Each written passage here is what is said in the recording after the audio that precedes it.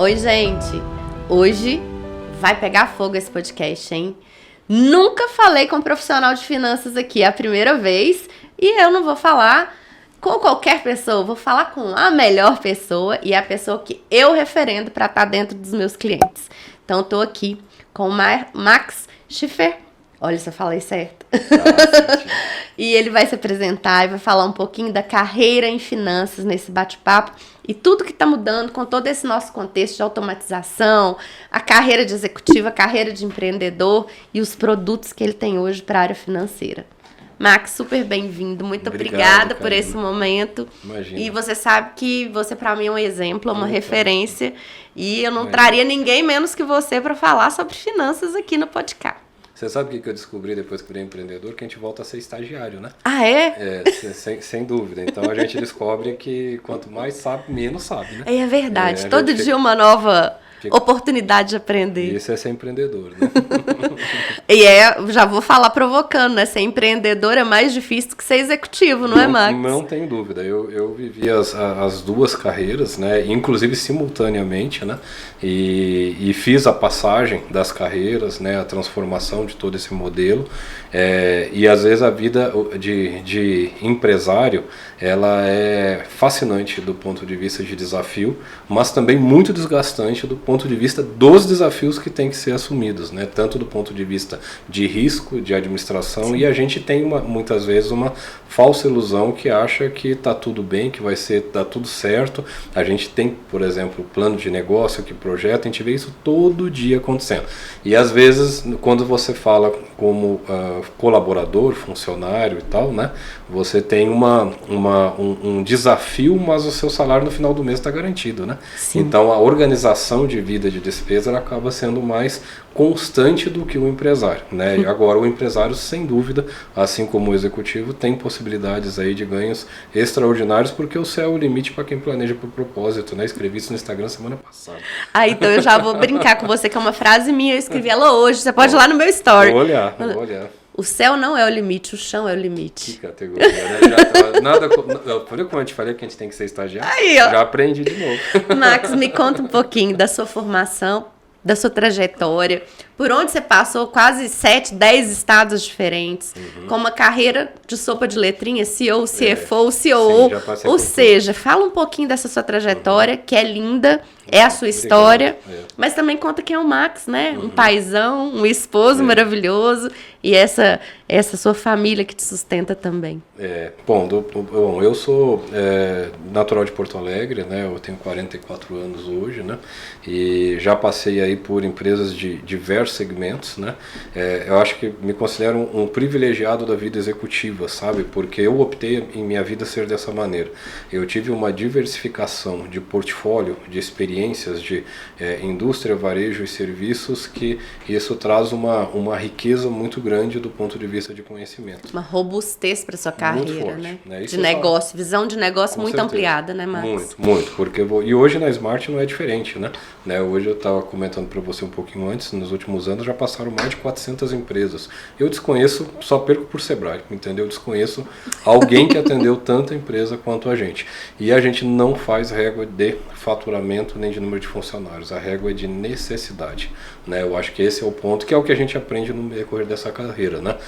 Eu vim da área de administração e contabilidade, né? A minha espinha dorsal é finanças e controladoria. Apesar de hoje a gente fala muito de negócio, né? Quando você fala de comercial, você fala de pipeline de vendas, você precisa ter processo. Quando você fala de processo de captação de clientes, você precisa de lead qualificado. Então, se você fala de conversão, você fala de finanças em tudo, né? O tempo inteiro, né? Porque senão, se você ignorar as finanças, os seus negócios, eles acabam girando de maneira muito avassaladora, né? Muito, né? Assim, muito, às vezes até agressiva, e o mercado às vezes não está preparado para essa agressividade. E a probabilidade é que pode dar errado. Mas passei por São Paulo, passei por Curitiba, passei por Goiânia, passei por Brasília, passei pela Califórnia, também na Universidade de Irvine, né? Passei na China, né? Na Universidade de Hong Kong, né? Essas duas aí últimas estudando planejamento estratégico na época, me refinando, né? E também dentro do ponto de vista acadêmico passei por USP, né? Também da mesma maneira.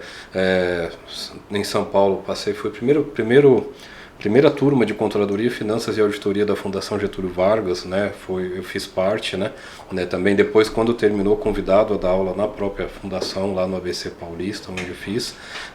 E aqui, né, a gente também tem aqui tem um curso ótimo, que é o pessoal do PDD, né, que é o do pessoal da Fundação Dom Cabral, né, que também passei.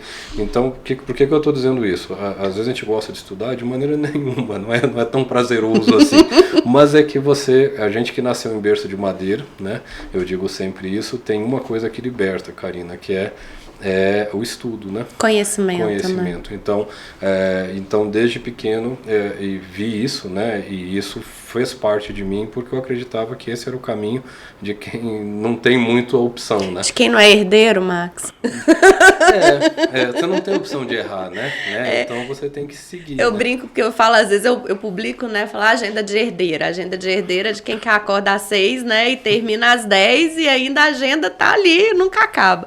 Mas, brincando e falando sério, a minha mãe falava uma coisa muito séria pra mim, exatamente isso. Falava, filha, minha mãe faleceu, eu tinha 14 anos. Olha. Então, é um ensinamento pra vida, né?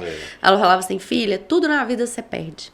Você pode perder muito dinheiro, você pode perder casa, carro, as relações, né? Você pode perder as pessoas, mas seu conhecimento ninguém te tira. Tira não. Então, acho que o gosto pelo estudo ou pela curiosidade vem daí, né? De um despertar de uma mãe que te ensinou a isso, né?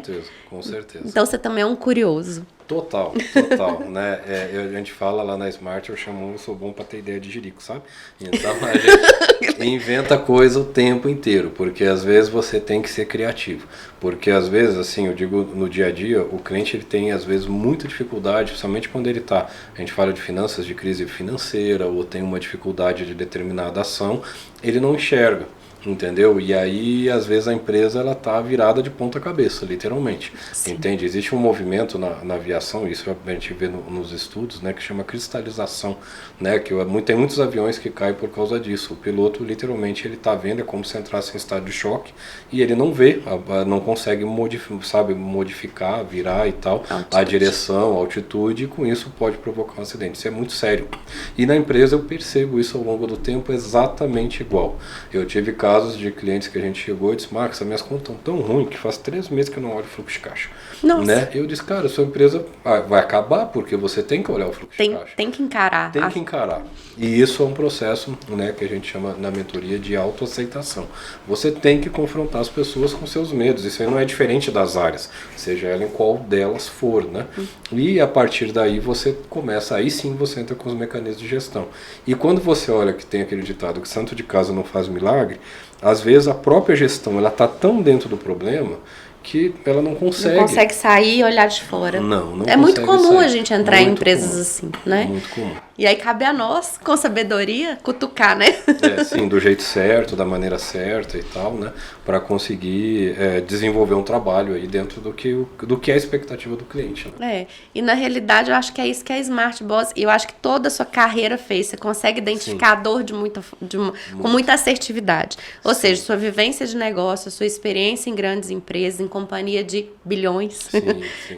faz você ter um olhar sistêmico e muito assertivo, quase cirúrgico, né, Max? Sim, tem que ser cirúrgico. Se a gente errar a mão, o cara, muitas vezes ele pode, inclusive, assim, não vou nem falar de perder dinheiro, né? Porque uma decisão errada faz você perder, independente do seu tamanho. Sim. E às vezes, assim, a gente é acostumado a ver as grandes empresas, né? Nossa, e tal. Nas grandes empresas, você às vezes tem uma parte, e a governança dela é tão forte, né? Que você consegue somar, mas ela por si só tem um mecanismo cultural próprio que ela caminha numa certa direção, né? Então, acaba sendo muito mais, por um lado, vou chamar, entre aspas, fácil ou viável, você lidar com uma operação grande do que às vezes uma operação menor.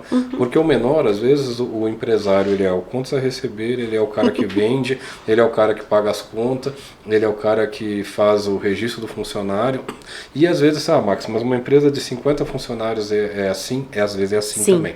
Entendeu? E essa empresa, às vezes, ela é muito mais sensível, porque essa é o tipo, e esse foi uma das experiências que eu trouxe, Karina, ao longo da vida, que você tem níveis de empresas diferentes. Se eu falar de uma empresa gigante, ela tem acesso a BNDES, tem acesso a linha de crédito, tudo é barato, tem apoio de governo, tem linhas especiais, tem mercado internacional, tem pessoas que sabem sentar em grandes mesas.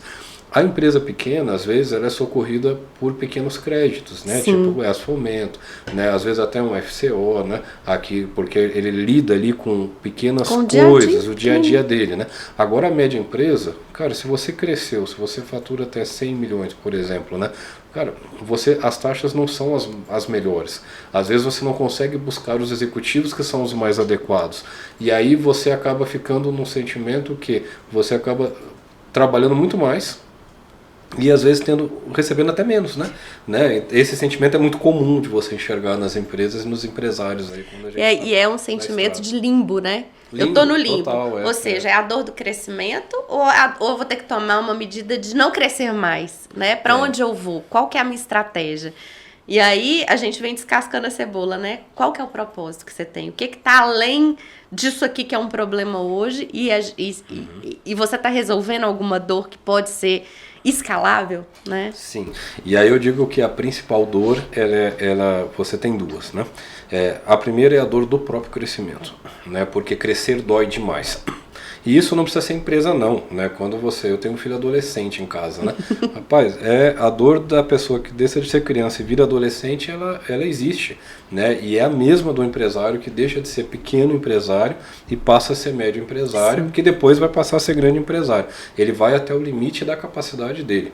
E isso dói muito, porque às vezes ele quer ter... É muito comum você ver um profissional que saiu de 15 funcionários para 150. Sim. Ele quer dominar tudo, ele quer ter o controle de tudo. No final ele acaba ficando doente. Estressado, doente, e aí detalhe, e ainda abre possibilidade para pessoas passarem a perna, Sim. fecha maus contratos, acha que está ganhando dinheiro, aí cai na história de oportunistas, né, porque aparecem dentro dessa oportunidade, dentro desse movimento, Sim. que dá tudo errado para ele, né? E a segunda dor que eu digo para você, que ela é tão importante quanto a primeira, porque assim, a empresa é feita para crescer, né? E se você não quer ter uma empresa que cresça, você não tem que ser empresário. Sim. Entendeu? Vai fazer outra coisa, vai montar até uma ONG e tal, alguma coisa. Ou vai ser profissional liberal. Vai ser profissional liberal. Mas empresa, você quer ser empresário, empresa seja para crescer. E empresa cansa, né? A gente tem uma agenda de M&A, de venda e compra de negócios. Eu ia te perguntar, né? sobre isso. Você faz fusão, aquisição e M&A? Faz, tem valuation. Nesse momento a gente está fazendo 5 valuations. Uau! Né? Bastante aí de empresas super relevantes e tá indo super bem aí, desde due diligence, né? O processo de compra e venda e tal, tá indo bem. Agora, qual que é a dor que eu quero te comentar? Às vezes o empresário não sabe a hora de parar. Ou ele não consegue parar. Tenho, por exemplo, uma empresa de mais de 400 funcionários que teve conosco há um tempo atrás. E tem empresa com faturamento espetacular, super bacana, né? Os donos, um está com 74 anos, o outro está com 69, né? São dois amigos, né? Tem, acho que 4 a 5 operações e mais uma fábrica, né? Super bem sucedido, não tem problema financeiro, assim, sabe? Já tem história, né? Compraram a empresa endividada há sei lá quantos anos atrás, e não tem filhos, e o outro, acho que se não me falha a memória, eu vou puxar aqui, mas tem um casal. Um foi pro lado da medicina e o outro foi para as fazendas. Para quem deixar a empresa? Sucessão. Problema seríssimo de sucessão. Seríssimo. E aí, como é que para? A empresa é eles, entendeu? Gira tudo, né? Dentro das diretorias, das operações, do giro e tal. E isso essa é uma dor que é cruel. Né? Eu dar um outro exemplo, tem um outro cliente nosso que tem também um casal de filhos, um mora no estrangeiro e o outro mora em São Paulo, né? Empresa lucrativa também, da mesma maneira, uma fábrica, sabe, prédio montado, estrutura funcionando e não tem para quem passar, né? Nós temos problemas seríssimos de sucessão hoje. Eu tenho um cliente assim também e mais ou menos entrou nos 60 anos agora e tem essa mesma dor. Filhos, cada um com uma carreira diferente. E aí entra a possibilidade, vamos vender? né? Acaba sendo a única possibilidade. Se você não estrutura, se você não estrutura profissionalmente, vai colocar ali, ou vai entrar com governança, enfim, né? Tem outras possibilidades? Tem, mas acho que a primeira que vem na cabeça vamos vender esse negócio. A governança é complicado, porque dependendo, mesmo por mais... E aí, veja bem, quando eu estou falando de uma empresa de mais de 400 funcionários, estou falando de uma empresa grande, não é uma empresa pequena. Não. E às vezes a gente acha que os problemas estão só nas pequenas, né? Aí eu vou profissionalizar. Aí eu vou trazer uma pessoa de mercado. Um CEO executivo de mercado. Aí, mas assim, quando a empresa ela é fundida com o dono, o sangue corre nas veias. Sim. Assim, pode trazer o melhor cara de mercado. Né? Ninguém domina a empresa como dono. Né? E isso é uma situação que ela é crônica no Brasil. Sim. Porque tem um dado, e eu falei disso na FEComércio mês passado, né, sobre sucessão familiar para 143 empresários. Hoje, no Brasil, quase 80% das empresas são familiares. Isso é uma realidade. Sim. Significa dizer o seguinte, eu tenho um universo enorme para trabalhar do ponto de vista de profissionalização dessas empresas. Mas, qual que é o fato? Todo o mercado ele está disposto a ter 20% do restante. Você entende que todo o abastecimento de profissionais e executivo, eles são direcionados de um Pareto invertido. Sim. E isso gera um colapso, porque as empresas dependem dos donos. E aí isso tem uma ruptura em algum momento. Tanto que é muito comum, né, você também já passou por várias empresas, cara, o primeiro CEO, ele é uma dificuldade gigante dentro de uma empresa para dar certo. Porque o cara fala, ele manda. Mas quem assina o crédito do banco é o dono. Cara, mas manda o quê? Você tá só um pouquinho a caneta, se der errado, o risco é meu. Uhum. Entende o que eu quero dizer? Isso é muito sério do ponto de vista. E às vezes você não desmonta, né? Esse é o problema, porque fica caro desmontar, né? E aí aí quando você trouxe à luz a questão de governança e sucessão, essas pessoas muitas vezes elas são forjadas na vida. São pessoas que eu tenho um cliente que começou a empresa com Versalhes velho. Hoje está lá com seus 100 e poucos funcionários, rodando, indo bem, empresa com quase 20 anos. Está pensando em governança agora, entendeu? Ainda está na idade boa, mas tu imagina a idade avançando um pouco, e aí eu não pensei em governança. Governança eu não implanto em 3 não meses. Mesmo. É uma jornada. É uma jornada, é uma mudança cultural, é todo um movimento, e às vezes eu começo a criar um passado e um histórico que eu tenho que conversar com ele até eu achar uma solução. Né? E aí essa solução ela passa obrigatoriamente por governança corporativa. A questão toda é o time, né? E às vezes o cansaço, e aí quando a gente se depara com uma agenda de governança, você conhece bem que ela é bem pesada para uma implementação. Passo por processo, passo por um aspecto de organização, de reestruturação. Políticas, reestruturação, tudo. Processo, gente e principalmente a capacidade de abrir mão daquilo que eu centralizei a vida inteira. Dificílimo, né? É dificílimo, é um desafio, né, Max? É um desafio. Já esteve como CEO aí, nesse papel de primeiro CEO dentro de uma profissionalização? Qual aprendizado você traz para a sua carreira mesmo? O aprendizado maior, ele é em termos de tratamento das pessoas, né, e gestão. A agenda que eu tive como primeiro CEO, né, de uma empresa familiar foi justamente dentro de um movimento sucessório que acabou resultando numa divisão, inclusive eram 2 irmãos, né, entre os irmãos, né, e tinha uma situação super interessante, um irmão muito agressivo comercialmente e o outro muito conservador do ponto de vista de back-office. Não tem Cristo que se entenda no movimento desse, entendeu? Por quê? Empresa é feita para crescer. Quando eu sou conservador demais, eu tenho dificuldade das pessoas ficarem, porque as pessoas querem ter expectativa, entende? E existe, tipo, se você é empresário, eu ouço isso, e esse é o maior, talvez o nosso maior ganho lá dos nossos colaboradores na própria Smart, porque a gente vive uma diversidade tão grande que dificilmente alguém sai pior do que começou, entendeu? Porque o cara lida com o desafio e com o cliente o tempo inteiro. E aquilo faz a pessoa fomentar e aquilo faz a pessoa aprender e desenvolver. Crescer. E isso é o que a gente chama de empresas que são formadoras para o mercado. Esse é o papel de uma empresa de consultoria e assim o nosso não é diferente como todas as outras e tal. Agora, dentro de uma empresa tradicional, as pessoas têm que ter expectativa, e aí o conservadorismo é complexo. E ao mesmo tempo o excesso de otimismo, né? Se eu digo para você, não, eu quero dobrar todo ano, você vai dizer, cara, você está doido. eu vou embora daqui.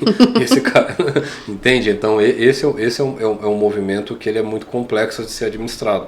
E aí começa a vir para a mesa e a governança ela regula. E aí o aprendizado que a gente teve foi justamente uma harmonização. Isso que eu estou falando do primeiro nível, mas ainda tem numa empresa familiar. E eu digo que hoje na Smart eu acho que quase 100% dos meus clientes são familiares, né? E a minha vida muito veio em cima, né? Tirando algumas exceções como o próprio WWF, que é uma organização internacional, boa parte dela foi empresas familiares e com relacionamento de donos, né? E famílias, que as famílias elas acabam vindo ali na própria escadinha, né? Sim. E aí você tem que ter o conselho familiar, você tem que ter a prestação de contas, você tem que ter um nível de jogo de cintura e relacionamento muito grande, né? E aquilo ali faz a empresa gerar uma rotatividade, né, do ponto de vista operacional bastante grande, porque as pessoas quando você abre uma oportunidade para aquela pessoa que ela fala melhor ou cai nas graças do dono, ou da pessoa que entrega os reais resultados e às vezes se torna antipática nesse movimento. É uma coisa interessante. Ela não é a pessoa mais agradável, a que entrega mais. E geralmente aquela pessoa vai primeiro, né, no movimento de decisão. Porque não mexe com esse aqui, que esse aqui foi na minha casa, esse aqui não sei o que, esse aqui está na fazenda, esse aqui está não sei onde. E aí aquele movimento é muito diverso, né? Esse eu acho que foi o maior aprendizado. Não, e sem dúvida nenhuma, e a gente quer de RH para mexer nessas caixinhas, então, entendendo a competência, o resultado e as relações, haja resiliência nas empresas familiares, né?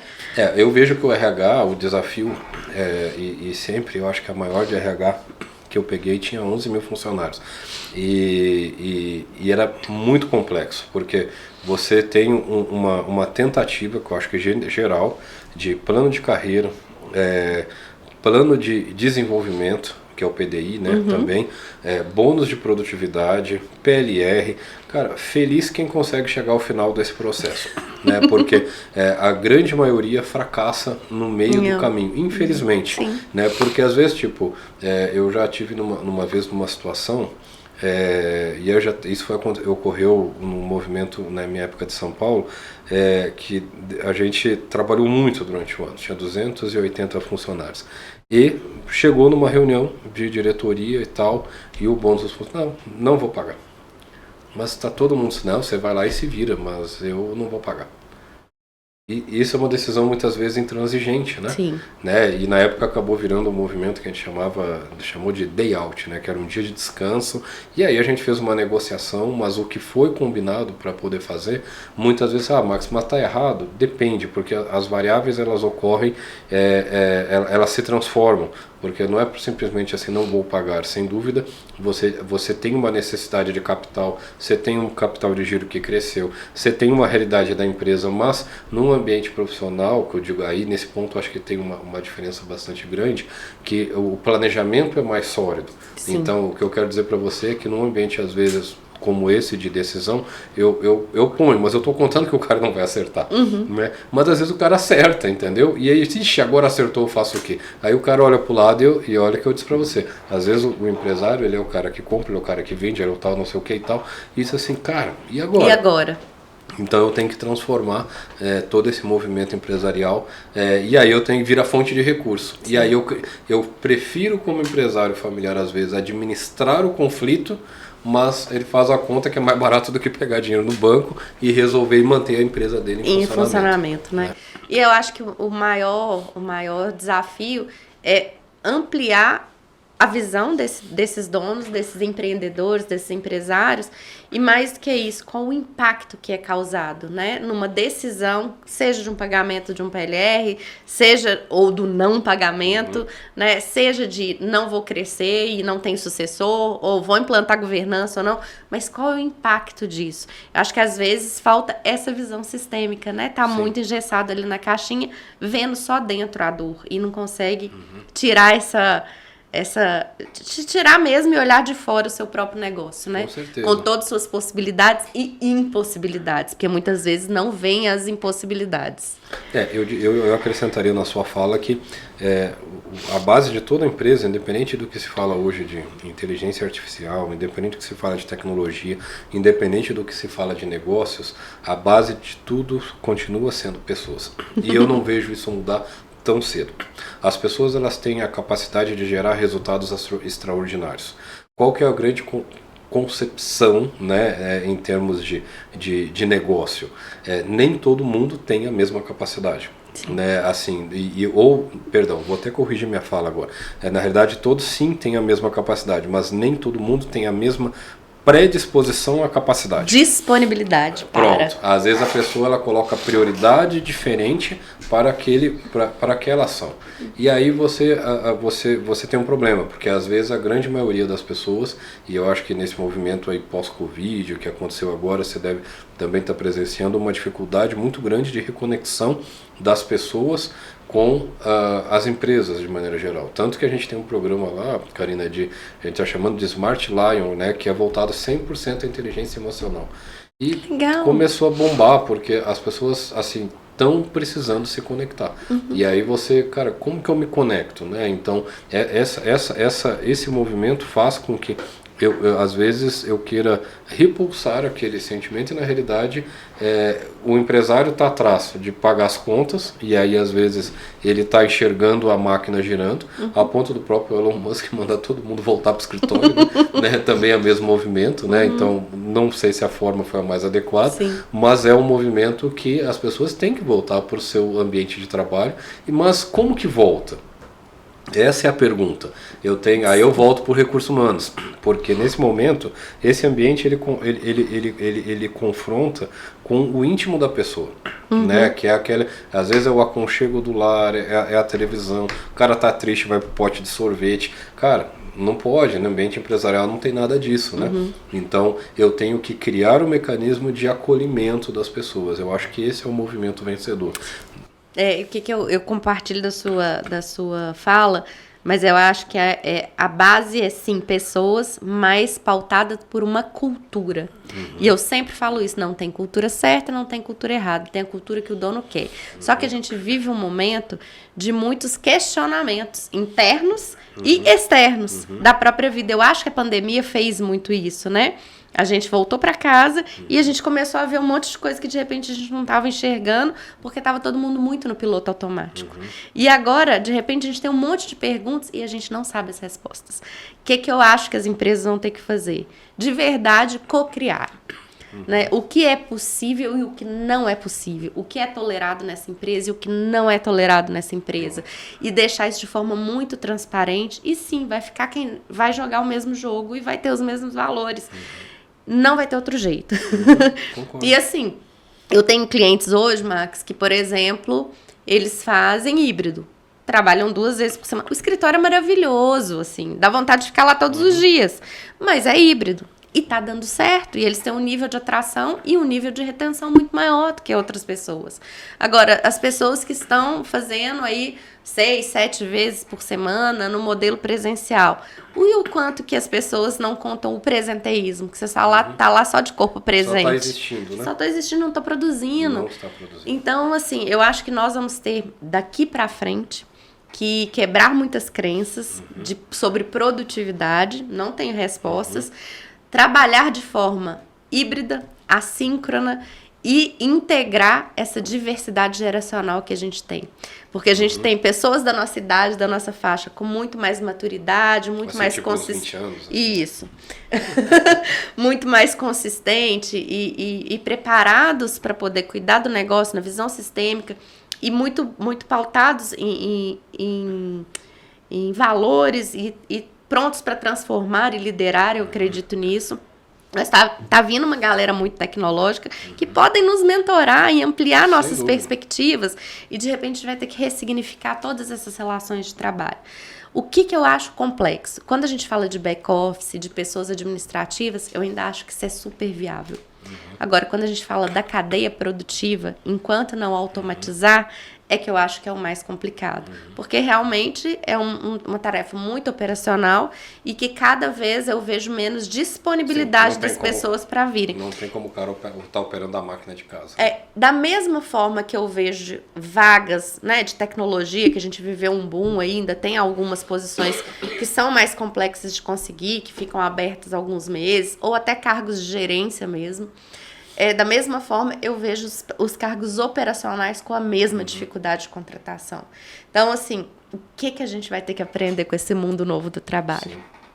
E eu que te pergunto, você que está nas suas empresas, o que você tem aprendido de novo nesse mundo do trabalho? Inclusive na Smart Boss. Como que vocês fazem hoje? É tudo presencial? Trabalham no cliente? Como que é um pouquinho do seu modelo? Conta pra gente. Legal. Eu digo para você que eu cito Peter Drucker, né? A cultura devora a estratégia no café da manhã. Eu posso te parafrasear? Por favor. Só para te provocar? Por favor. Por que a gente não convida essa cultura para sentar junto com o café da manhã, em vez de devorar? Exato. Mas esse é o movimento. Você pode vir com a melhor gestão possível. Se você não trabalhar os aspectos culturais, e aí se você não trabalhar as pessoas, não tem como dar certo. E as pessoas hoje, você vive num movimento, Karina, que ninguém manda mais em ninguém. As pessoas seguem, né? O mundo hoje é de seguidores, né?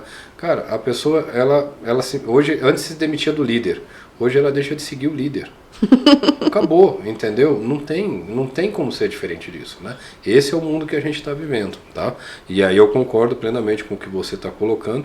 E aí quando a gente coloca na Smart como exemplo, hoje a gente tem Código de Ética e Conduta implementado. Perfeito. Hoje a gente tem programa de integridade. Cara, uma empresa do nosso porte com programa de integridade. Sim. Eu vendo compliance, né? Nós vendemos hoje isso, governança corporativa. Primeiro curso do Estado de governança corporativa, fora de São Paulo, inspirado lá no pessoal topíssimo do IBGC, é do Instituto Foco, que é o nosso instituto vinculado à Smart Boss, né? Nós trouxemos, estamos na 3ª turma, teve CEO de empresa, diretor de empresa, empresário. Por quê? Para fortalecer esse movimento regionalmente aqui no nosso estado. Maravilha. Porque você isso. tem que trazer regras, e não regras no sentido de impositivas. De engessar, mas de formar. Formar. De formar valores. Formar valores. Para decidir com base em valores. Sem dúvida. Esse é o movimento.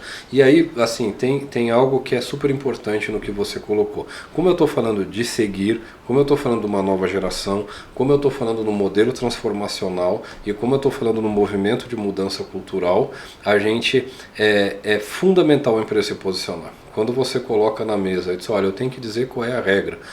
E aí eu digo que nesse ponto nossa história realmente se alinha em termos de caminho, porque se eu não digo para o cara como que eu quero que ele se porte, ele pode desde vir de bermuda trabalhar, e aí eu fico bravo com o cara, mas você está ficando bravo com ele, mas você não falou para ele que não pode. Porque o cara se sentia bem e ele gostava de trabalhar assim na casa dele.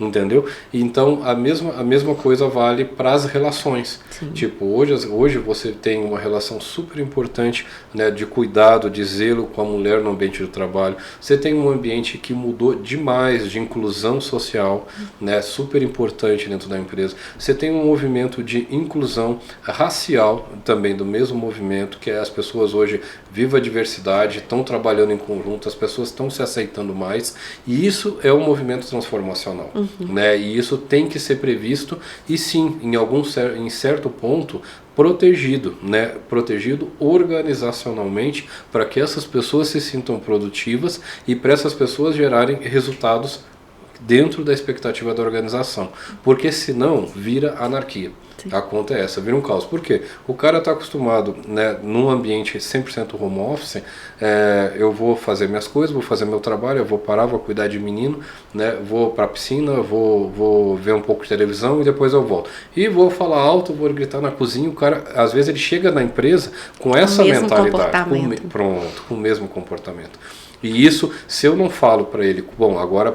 Só que as empresas não sabem, porque as empresas estavam tudo fechadas há 1 ano, 2 atrás, entendeu? Nem a empresa sabe direito como é que ela quer. A crise de identidade, ela está dos dois lados, entende? Então, aí quando a empresa começa a se sentir à vontade, que ela começa a se acomodar dentro do aspecto cultural, é fundamental você revisitar missão, visão, valores... Né? Propósito. Cara, faz o seu mapa, monta de novo, programa de integridade, põe o código de ética e você diz como é que você quer. Aí sim você começa a formar. E vai ter pessoas que não vão se adaptar, você não tenha dúvida. Porque que bom!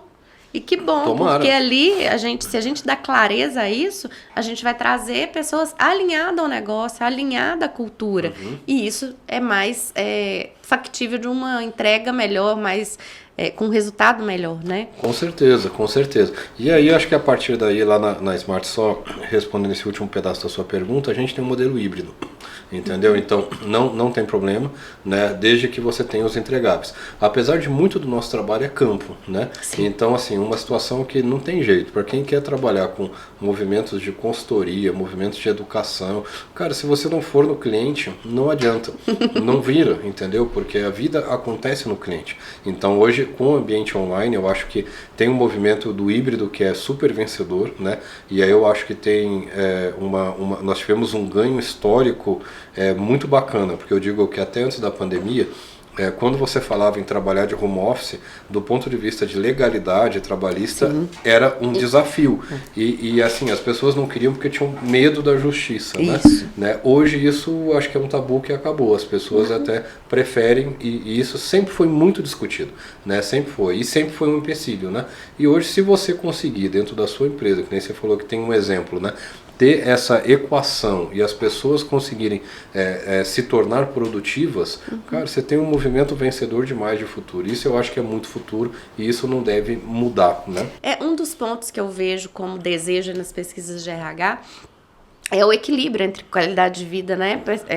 Vida pessoal e qualidade de vida não, vida pessoal e vida profissional. Eu acredito que o modelo híbrido ele pode ser que proporcione isso. Depende. Eu tô tirando por base quando eu fiquei em casa trabalhando em projeto, falar hoje. Hoje eu fiquei em home office até vir para cá, pro estúdio. Eu não almocei. Olha. Eu não tive tempo para levantar da cadeira para almoçar. Então depende. Depende muito do fluxo, do volume da sua demanda, né? Então na pandemia eu vi muitos profissionais adoecerem por trabalhar 14, 16 horas sem levantar, nem para beber água. Então, da mesma forma que existe uma concepção que a pessoa tem mais flexibilidade, que vai brincar com o filho, que vai não sei o quê, tem também uma sobrecarga, porque ali você às vezes não tem interrupção. Então, você não tem que atender demanda o tempo inteiro, né? Você foca mais em projeto e aí você vai embora e até esquece da vida. Então, tem os dois lados. Eu acho que é muito da educação do próprio profissional quanto à sua produtividade. O quanto eu estou sendo produtivo dentro da empresa ou não. Independe do lugar que eu estou trabalhando, né? Eu brinco que na Believe hoje, o pessoal pergunta, onde é seu escritório? Eu falei, anywhere office. Em qualquer lugar que eu esteja, eu estou no celular ou no notebook, se eu tenho uma internet, e normalmente eu estou no cliente. Sim. Porque o cliente quer que eu esteja lá ainda mais no nosso estado, que tem muito essa mentalidade que eu só estou trabalhando se eu estiver presente, né? Pronto. Que a gente vai rompendo essas barreiras, enfim. Mas ainda é uma mentalidade muito regional de Goiás, né? Poucas empresas aqui, eu acho que conheço 2 ou 3, assim, e normalmente de tecnologia, é que tem esse trabalho mais híbrido ou mais remoto, né? E a tecnologia é um segmento que ela rompe barreiras, né? Hoje você consegue, é muito comum você ter um cara de tecnologia de Maceió trabalhando para Goiás, né? Da África do Sul trabalhando para o Paraná e assim, esse movimento acontece e isso é uma revolução nesse segmento, com certeza. Tem colegas aqui, desenvolvedores, trabalhando aqui em Goiás, para empresas do Canadá, de Portugal, e recebendo em outra moeda. O que é muito interessante para eles, trabalhando da casa deles. Sim, né? E aí, quando a gente pensa em cultura, quais os talentos eu quero ter? Será que vale a pena eu remodelar minha cultura para isso? E uma das maiores entregas que a gente tem feito pela Believe, manual de cultura. Olha, exatamente isso, revisitar a ideologia, revisitar os valores, entender a proposta de valor daquela empresa para conectar a experiência do colaborador com essa proposta de valor, para ver se faz sentido, né? Como eu costumo dizer, se faz sentir, faz sentido. E o proposta de valor tem que fazer a pessoa sentir, para ela poder entender que a carreira dela vale a pena. Como a nossa valeu durante tantos anos em tantas organizações, né? Antes de fazer a transição. Mas agora me fala um pouquinho da Smart. Você fez essa transição, veio para o mundo do empreendedor mesmo, saiu da cadeira de executivo, que é um desafio. Me fala um pouquinho desse desafio e hoje o que a Smart entrega? Eu acho que começamos lá atrás falando, né, sobre esses movimentos desde 2007, né, como escritório de contabilidade. Acho que né? E depois acabou vindo junto, e como todo o executivo que sonha, né, em ser empreendedor, e esse é o meu caso, né, eu acho que sempre tive essa veia empreendedor. Eu montei minha primeira empresa aos 19 anos, né, que era um laticínio, né, chamava, tá lá na minha casa não, lá no escritório, né, chamava Queijos e Doces de Leite Mimosa. É Ganhava mesmo? 50 centavos por doce de leite e R$ 1 por queijo. Mais ou menos esses valores. Paguei metade da minha faculdade, né? E era comercial. Vê se pode um trem desse. A Meu sua amigo veia meu empreendedora já é já antiga, hein, era Max? antiga lá, durou 2 anos e meio, né? Aí depois fui fazer outra coisa, porque dava trabalho demais andar com aqueles queijos pra cima e pra baixo, viu? Né? Então, mas tá lá, montou, ainda era sócio-gerente, ainda era todo abusado, né? E foi, né? Acho que vindo dentro desse modelo, sou muito satisfeito com a minha carreira executivo. Acho que, cara, todo executivo almeja, né, chegar a ser CEO de empresa. Eu acho que eu consegui isso, né, e de uma maneira muito bacana, muito sólida, né, então muito respeitável, que para mim é sempre muito importante, né? E chega um ponto que você decide, Cássia Eller, né? Um belo dia resolvi mudar, né? Então, e foi isso que aconteceu, literalmente, né? Minha esposa quase morreu do coração, assim, quando tem, e eu passei numa metamorfose de quase 3 meses até sair com essa modelagem que eu tenho hoje da Smart. Isso aconteceu em 2018. Antes disso, eu comentei algumas vezes com você, até software a gente tentou vender de EDP, tentamos fazer, teve empresa dentro da Smart já teve guarda de documento, que na época, nossa, montamos um galpão, gastamos um dinheiro, não deu nada, não vendeu um contrato, foi bem ruim Pô, que mesmo. desafiador, hein? Muito, não, já fiz um monte de coisa e no fim isso faz parte, porque você tenta, Sim. né, até achar, porque você vai buscar e é muito difícil, né. E eu acho que a primeira fase, aí eu digo dessa nova fase que nasceu em 2018, comecei com 2 contratos gratuitos, né, para poder testar o movimento, testar o portfólio, testar todo o que a gente criou. Aí passou um pouco, fiz mais ou menos umas 360 visitas, né, de gastar sapatos, aula de sapato, ouvindo não, aí consegui um contrato, né, lá em Brasília, lá longe, né, saindo de Goiás, saía 3 horas da manhã para atender em Brasília, voltar, e aí muito eu empresa num lugar menor que essa sala aqui, né, que era meio com um condomínio de empresa no setor sul, e a partir daí foi indo, né, e aí foi chegando um, foi chegando outro, e eu acho que quando passou, acho que uns 2 anos, nós já estávamos com 51 projetos, e era a maior empresa do estado, disparado. Desconheço alguém que atendeu isso simultâneo, quase morri de trabalhar, né, nesse período, né. E te digo assim, Karina, como eu acho que a gente abriu nossa conversa, eu nunca fiz régua de necessidade, eu não consigo fazer régua de necessidade, perdão, de valor, né? Eu faço régua de necessidade, né? Porque quem faz régua de número de funcionários, régua de faturamento, eu acho um crime falar, sabe, a pessoa tá precisando, cara. Então, se você sabe, como é que você não ajuda, gente? Sim. Entendeu? Você vai perder, não sei se é isso que eu quero, entendeu? Eu posso até estar disposto a ganhar menos, não tem problema, né? Mas aquela pessoa, já aconteceu isso conosco lá. E eu sou cheio de empresa que eu atendi porque amigo pediu para atender porque o cara estava lascado. E aí eu vou lá e atendo. Uhum. Aconteceu isso, a mesma coisa, já falou algumas vezes, né? E eu não importo, cara, o cara vai e às vezes aquela pessoa fica tão grata que depois vira um outro cliente e assim Sim. a roda vai começando a girar.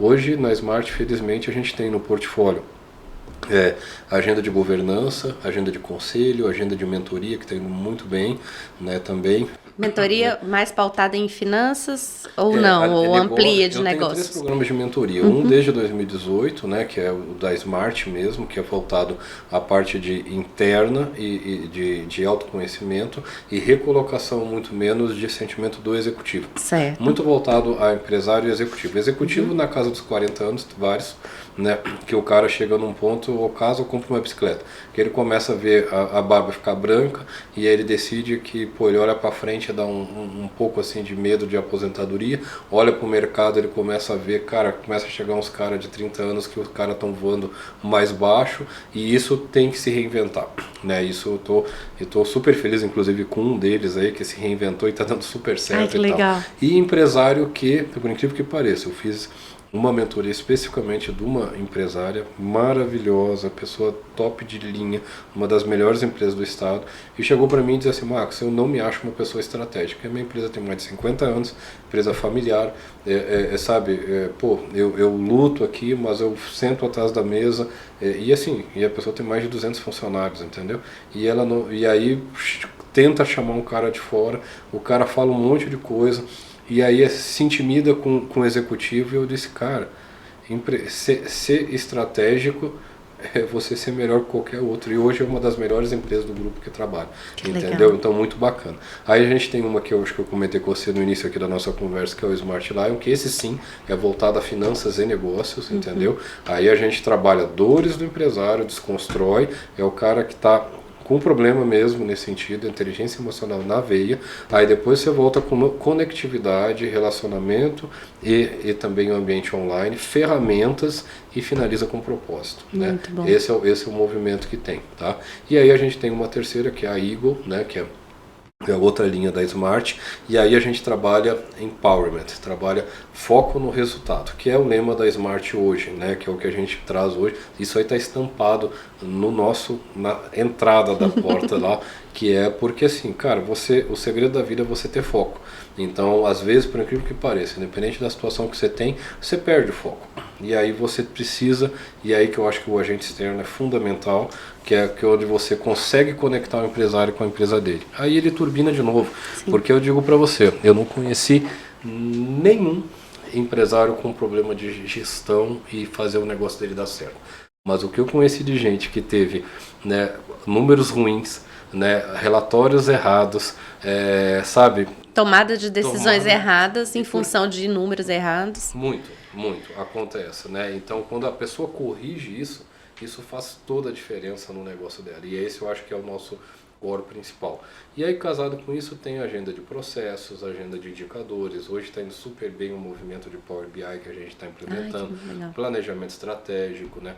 Tem agenda de desenvolvimento, né, voltado principalmente ao desenvolvimento organizacional, né, que tem um modelinho que a gente chama MOC, né, que é Management Outsourcing Consulting, né, que a gente hoje eu faço, por exemplo, eu tenho a turma do RH de uma empresa de 246 funcionários, é a gente que toca, né, pela empresa, né? Então aí todas as decisões estratégicas de negócio tramitam, né, pela empresa, então super bacana, e isso gera muitas oportunidades. E tem a agenda de M&A, né, que a gente tem também, que de compra mais de hard negócio, aí sim, e tá indo isso, eu trouxe ela em 2019. Começamos apoiando um cliente dentro de um processo de venda, e daqui a pouco o outro ligou, e outro ligou, e outro ligou, e o trem, que nem diz aquele jogador do Vila Nova, foi fundo, daqui a pouco está mais vendendo empresa. E hoje a gente é referência, felizmente, tivemos aí vários cases de sucesso, né? E isso acaba sempre trazendo bons negócios, né, para nós também nesse movimento. E se você me permitir mais uma, né, claro, que eu acho desse movimento, que é o Smart Social.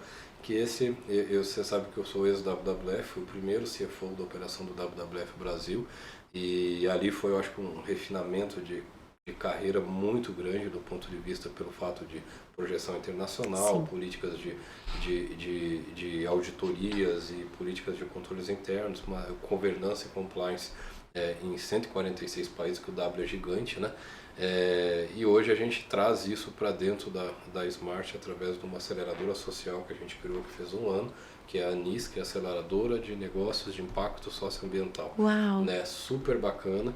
E a gente tem hoje alguns trabalhos que são pro bono, trabalhos incentivados, né, através de renúncia fiscal. Então, por exemplo, empresas que são optantes do lucro real, né, que conseguem destinar recursos, por exemplo, para causas sociais, ambientais, culturais. Agora está voltando super legal a questão cultural também, né, com a questão governamental, né, e isso gera muito negócio, porque isso são mesas e empresas que têm um comportamento social. Aí eu digo que a gente fala de ESG, a Anis ela é 100% voltada a Smart City, né, que é o nosso tema, né? Quando você fala de empregabilidade, você fala de primeiro emprego, você fala de formação de pessoas, formação de entrada, de inclusão social, você fala de toda essa agenda. Tanto que são os 3 S's, né? Você fala da Smart, né? Que está dentro da ANIS como contexto, né? O Smart City, né? Smart Place, né? Porque o Smart Place tem que ser acolhedor, e você tem a Smart Company, que são as melhores práticas de gestão implementadas dentro do governança empresarial. Né? E aí foi ótimo você abrir essa agenda, porque era uma pergunta que eu queria fazer mesmo. No seu olhar de ESG, né, uma pauta muito falada, a gente falou da diversidade, falamos de um monte de coisa. Mas a gente sabe que o ESG tem por trás, nos bastidores, um forte apelo de investimento, de busca de investimentos, etc. Como que você percebe esse movimento em Goiás? Muito pela busca de investimento, né? O que move realmente o CEO, as direções da empresa em relação a isso, ou também, sim, a mudança cultural, a mudança de mindset e realmente a aplicação dessas práticas para a sustentabilidade do negócio. Ou as duas coisas caminham juntas, né? Assim, tem que entender o que é investimento, né, nesse contexto, né? Sim. Porque, assim, do ponto de vista, vou falar tecnicamente de finanças, sim, né? Existe, isso eu me lembro da minha época de WWF, a gente teve um projeto que eu tive participando ativamente, que era chamado Projeto Água Brasil, né, que foi um dos maiores em parceria com o Banco do Brasil e com a Fundação Banco do Brasil, e um dos mais relevantes, né, na época para o próprio banco e para o próprio WWF Brasil, né? E ali dentro disso existia-se finanças para a sustentabilidade. Isso foi um dos movimentos embrionários lá atrás. Hoje muito se fala, né, em crédito de carbono, né? Se fala em movimentos que ações voltadas a ESG que geram indicadores de alguma proporção que podem impactar na sua taxa de juros, né? Aí sim, isso é uma realidade, mas dizer que qual empresa tem capacidade de acessar esses recursos? Aí a gente volta para aquela discussão. Eu acho que ainda não está acessível, por exemplo, para empresas de pequeno porte, médio porte. Ainda é um negócio muito estruturado, onde você tenha departamentos de ESG muito focados nisso, né? E isso já com dados muito relevantes, né? Muitos relevantes, porque você tem que gerar todo um movimento de base, comprovação e tal, que, assim, eu acho que nem todos ainda estamos nessa página. Agora eu respondo a segunda parte da pergunta como ESG, que do ponto de vista ideológico e cultural, né? ESG é uma realidade, independente de Goiás, independente de cidade, independente de onde for. Existe, na década de 90, você vai lembrar bem, né? Existia uma diferença enorme entre os executivos que não falavam inglês e os executivos que falavam inglês para determinadas posições. Eu nem era nascida. Como assim eu vou lembrar bem? Verdade. Verdade. Então, assim, você tem que perguntar. Vou perguntar para os meus irmãos. Tal. Né? Aí, essa era uma diferença muito grande, né? Que existiam, que tinham, porque todo mundo fazia curso de inglês, porque para o cara poder ser promovido, ele tinha que conectar, né? Que era um desafio super estranho no Brasil, porque você não falava inglês com ninguém dentro das empresas, né? Você tinha que estar numa multinacional para falar, né? Mas você ia para qualquer empresa, você precisava falar, né? Enfim, e aí esse hoje, quando você fala de ESG, o movimento é exatamente igual. Independente, aí eu digo para você, essas barreiras elas são completamente rompidas, né? Por quê? Independente do porte da empresa, você tem que ter a sustentabilidade, você tem que ter o conceito de Smart City, você tem que ter o conceito de ESG em alguma proporção. Aí você fala de transparência, você fala de governança, você fala de melhores práticas, né? Esse é o movimento, e isso aí rompe barreira. Acabei de dizer para você, nossas empresas aqui tem programa de integridade. Você está fazendo para os clientes programa de movimento cultural, migrando melhores práticas e transparência. Isso é o mundo moderno. E quem não se adaptar para isso não vai fazer parte. É igual não vai sobreviver. Até eu diria que vai começar a ficar igual como quando ocorreu a Revolução Industrial. Vai virar empresas de nicho. Vai ser, sabe, se você tiver que definir, é tão feio você jogar lixo na rua, não é? Sim. Então é tão feio você não ser transparente com o seu cliente. Sim. As pessoas não vão querer isso, entendeu? E é uma questão assim, quando o fato é que o cara vai ter que lutar muito mais para sobreviver num ambiente sem ESG. Né? Então as pessoas acabam se adaptando. Aí você assemelha muito aquele movimento que houve hoje super implementado em tudo quanto é lugar, que não se pode fumar dentro de um ambiente fechado. Todo mundo reclamava, todo mundo tinha os seus pormenores quando foi implementado.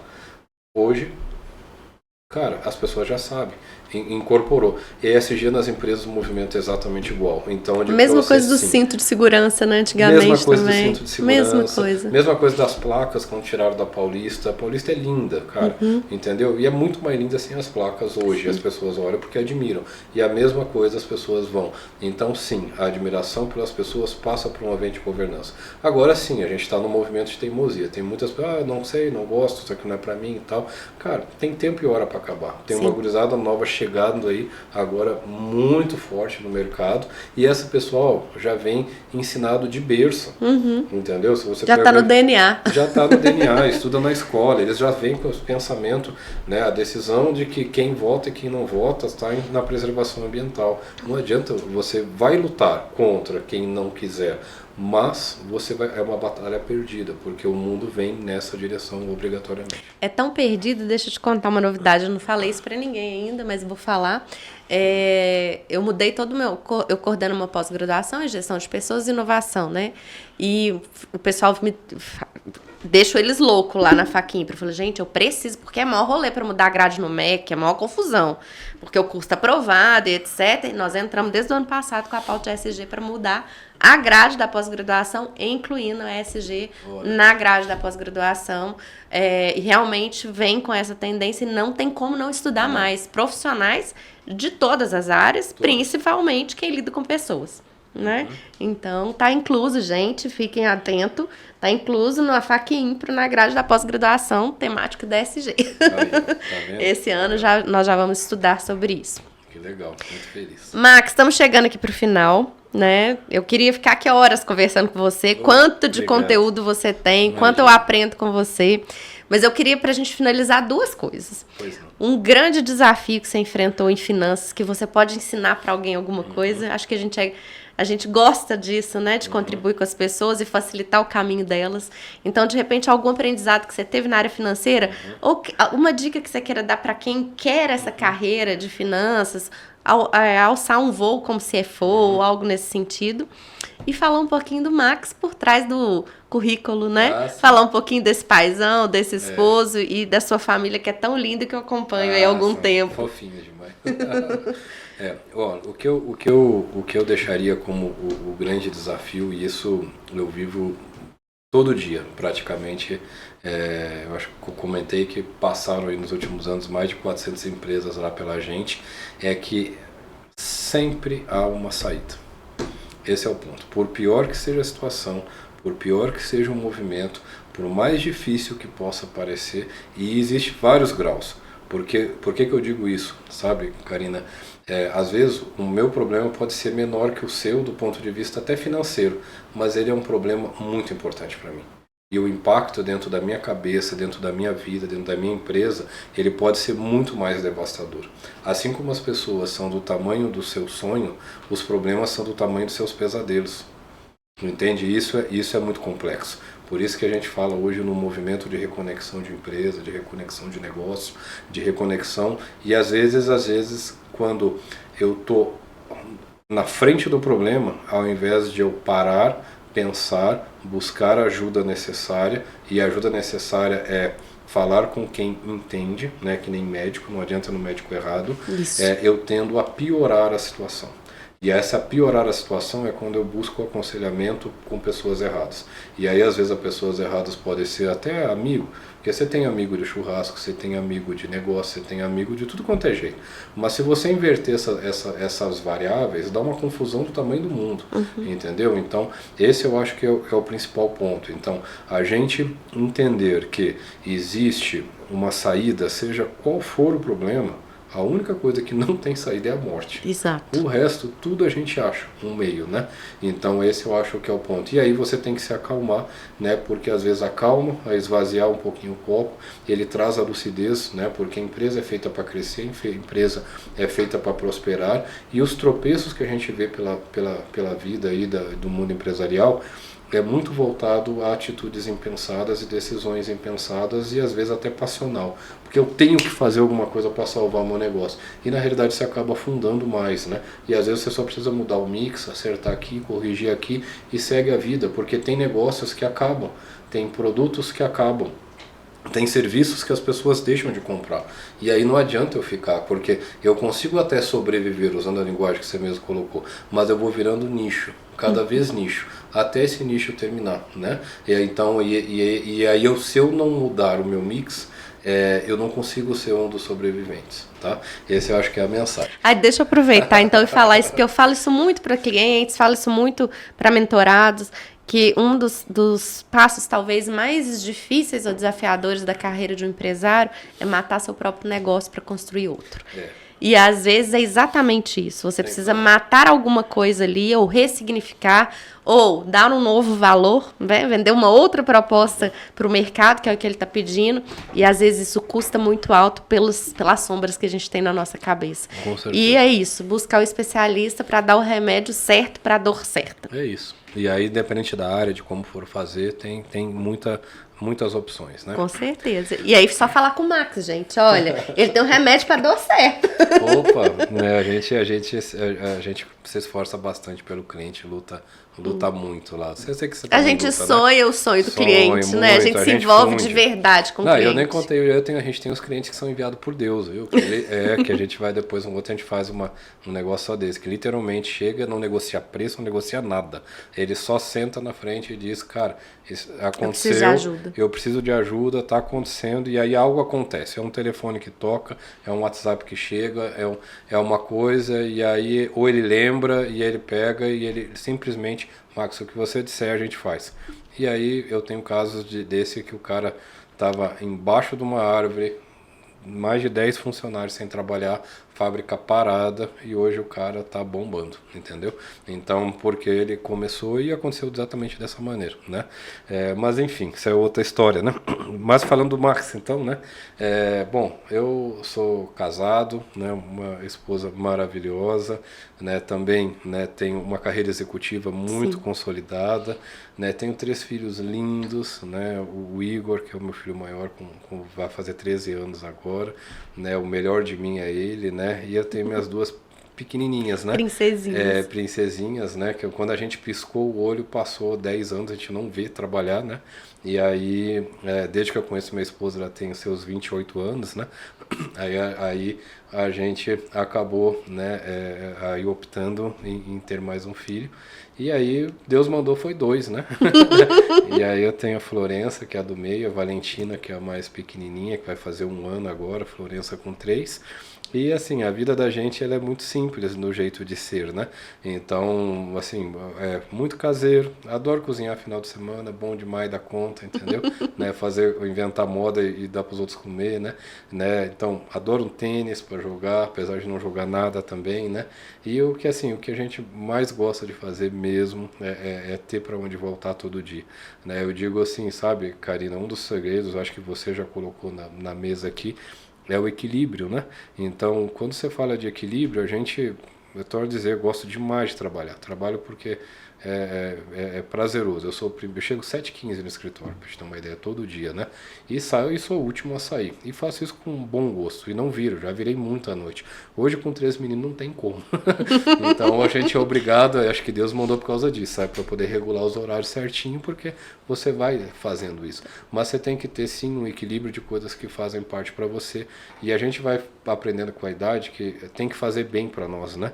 Então, assim, não é só o dinheiro, não é só, às vezes, o trabalho, não é só fulano ou ciclano, você tem que ter um equilíbrio entre as coisas. Esse é um dos segredos para você buscar uma prosperidade do ponto de vista. Então, quando eu digo que é bom você ter para onde voltar, é porque você construiu algo que você tem uma razão para voltar, e essa razão é a família.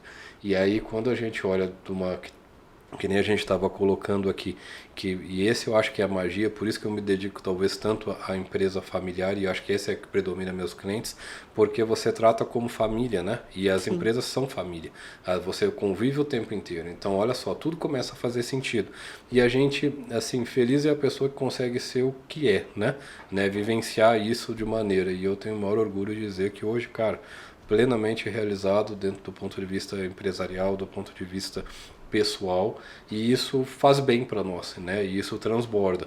E quando transborda, cara, assim, tirando as suas exceções, eu acho que você consegue se manter dentro do nível legal ali de cabeça, de trabalho, de realização, e fazer coisas assim que eu digo que é muito bom.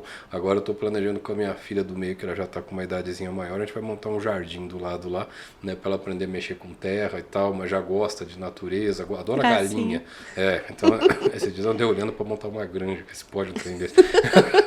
Ideia de jirico. De empreendedor mesmo, não é de jirico, não é de empreendedor, vira um negócio, né? Mas é isso, eu acho que esse eu resumiria o Max de uma maneira muito simples nesse sentido de estilo, de jeito, né, de ser.